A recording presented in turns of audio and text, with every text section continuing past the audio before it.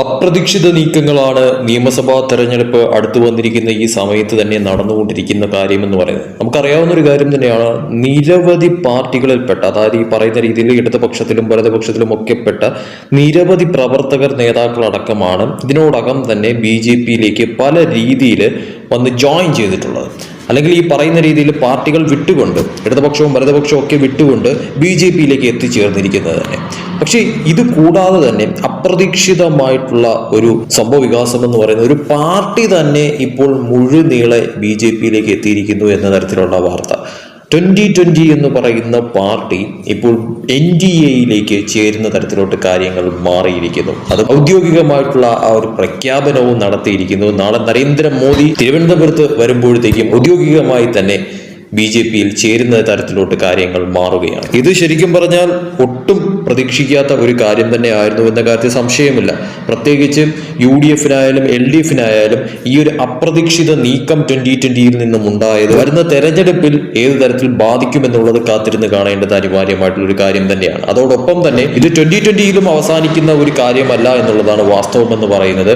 തീർച്ചയായിട്ടും ഇനിയുള്ള നാളുകൾ തിരഞ്ഞെടുപ്പ് അടുത്തുകൊണ്ടിരിക്കുമ്പോഴത്തേക്കും പല രീതിയിലുമുള്ള അപ്രതീക്ഷിത അട്ടിമറി നീക്കങ്ങൾ ഈ പറയുന്ന രീതിയിൽ പല പാർട്ടികളും വിട്ടുകൊണ്ട് BJP-യിലേക്ക് എത്തുന്ന തരത്തിലോട്ട് കാര്യങ്ങൾ മാറിയാലും അത്ഭുതപ്പെടാനില്ല എന്ന് വേണം നിലവിലത്തെ സാഹചര്യത്തിൽ വിലയിരുത്താനായിട്ട്. ഇത് കൂടാതെ തന്നെ മറ്റൊരു പ്രധാനപ്പെട്ട വാർത്ത കൂടി ഇപ്പോൾ പുറത്തു വന്നിരിക്കുകയാണ്. അതായത് ആലപ്പുഴയിൽ മുൻ MLA ആയിരുന്ന AV Thamarakshan, professor AV Thamarakshan ഇപ്പോൾ NDA-യിൽ BJP-യിൽ ചേർന്നിരിക്കുകയാണ്. ഇദ്ദേഹം പല തവണ MLA ആയിരുന്ന ഒരു വ്യക്തിയാണ്. അതോടൊപ്പം തന്നെ LDF സ്ഥാനാർത്ഥിയായി മത്സരിച്ച് വിജയിച്ച ഒരു വ്യക്തി കൂടിയായിരുന്നു ഇദ്ദേഹം.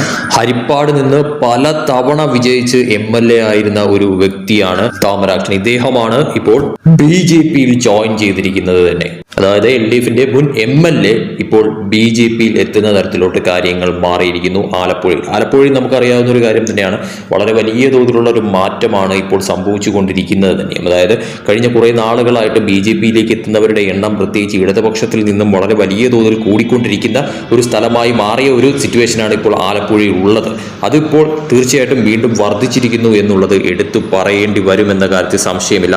രാജീവ് ചന്ദ്രശേഖർ, തുഷാർ വെള്ളാപ്പള്ളി, അതോടൊപ്പം തന്നെ ശോഭ സുരേന്ദ്രൻ എന്നിവരുടെ സാന്നിധ്യത്തിൽ തന്നെയാണ് ഇദ്ദേഹത്തെ ഷോൾ അണിയിച്ചുകൊണ്ട് രാജീവ് ചന്ദ്രശേഖർ BJP-യിലേക്ക് ഇപ്പോൾ സ്വീകരിച്ചിരിക്കുന്നത് തന്നെ. എന്തായാലും വരുന്ന നിയമസഭാ തെരഞ്ഞെടുപ്പിൽ ആലപ്പുഴയിൽ എന്ത് തരം അട്ടിമറികളാണ് സംഭവിക്കാൻ പോകുന്നത് എന്നുള്ളത് കാത്തിരുന്ന് കാണേണ്ടത് അനിവാര്യമായിട്ടുള്ള ഒരു കാര്യം തന്നെയാണ്. പ്രത്യേകിച്ച് BJP സംബന്ധിച്ചിടത്തോളം വോട്ടുകൾ ഉയരുന്നു. അതോടൊപ്പം തന്നെ അവിടെ BJP-ക്ക് ഒരു A ക്ലാസ് മണ്ഡലമായി മാറുന്നു. അതോടൊപ്പം തന്നെ ഈ പറയുന്ന തരത്തിൽ പാർട്ടികളിൽ നിന്നും ഇടതുപക്ഷത്തിൽ നിന്നും നിരവധി പേരിപ്പോൾ കൊഴിഞ്ഞ് BJP-യിലേക്ക് എത്തുന്ന തരത്തിലോട്ട് ആലപ്പുഴയിൽ കാര്യങ്ങൾ മാറുന്നു. ഇതൊക്കെ തന്നെ ഇനി വരുന്ന തെരഞ്ഞെടുപ്പിൽ, അതായത് നിയമസഭാ തെരഞ്ഞെടുപ്പ് പടിവാതിൽക്കൽ എത്തി നിൽക്കുമ്പോഴത്തേക്കും ആ തെരഞ്ഞെടുപ്പിൽ എന്ത് തരം മാറ്റങ്ങളായിരിക്കും ഈ പറയുന്ന തരത്തിൽ ആലപ്പുഴയിൽ സംഭവിക്കാൻ പോകുന്നത് എന്നുള്ളത് കാത്തിരുന്ന് കാണേണ്ടത് അനിവാര്യമായിട്ടുള്ള കാര്യം തന്നെയാണ്. കാരണം പ്രവർത്തകർ മാത്രമല്ല, പല മുതിർന്ന നേതാക്കളും MLA ആയിരുന്നവർ പോലും ഇപ്പോൾ പാർട്ടി വിട്ടുകൊണ്ട് BJP-യിലേക്ക് എത്തുന്ന തരത്തിലോട്ട് കാര്യങ്ങൾ മാറുന്നത് അത് ഏത് തരത്തിൽ ഇടതുപക്ഷത്തെ സംബന്ധിച്ചിടത്തോളം വലിയ തോതിലുള്ള ഒരു ക്ഷീണമുണ്ടാക്കും വരുന്ന തെരഞ്ഞെടുപ്പിൽ എന്നുള്ളത് കണ്ടറിയണം.